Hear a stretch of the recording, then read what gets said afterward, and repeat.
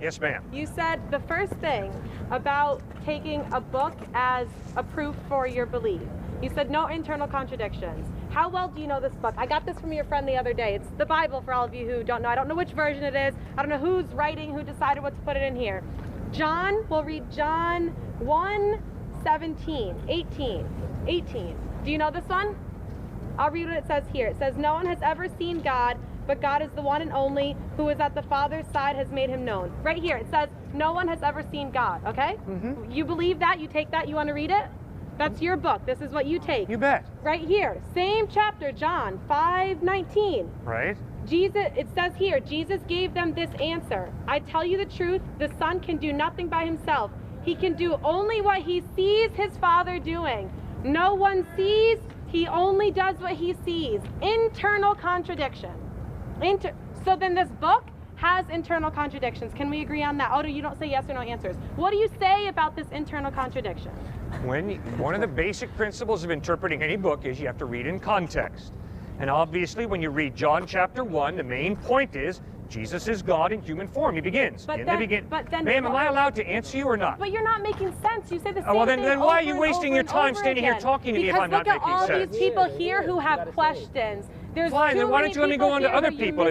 If I don't make sense, ma'am, why do you waste your time? Why am I going to let you misguide them with your misguidance? Oh, I see. Sit here and so you have to sort of be a parasite it. who comes in here and just feeds off the people who are listening to me talk? Absolutely, why not? You've already made a fool of yourself here anyways. Why, that's pretty sad. Why can't you just be open and honest and have an honest dialogue? Let me explain this. Yep, okay. Explain this.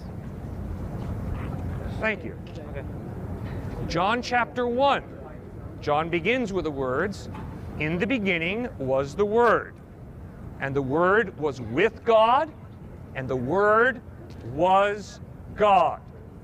Crystal clearly, John 1:1 is stating the deity of Christ. The word there is Christ. The Greek word is logos. Obviously, by reading John 1, you know he's talking about Christ. Obviously, he's hearkening right back to Genesis chapter 1, verse 1, which says, in the beginning, God created the heavens and the earth. John is taking that and putting it in Greek. John 1:1, in the beginning was the Word, and the Word was with God, and the Word was God. Nobody has seen God. I haven't seen God. You haven't seen God.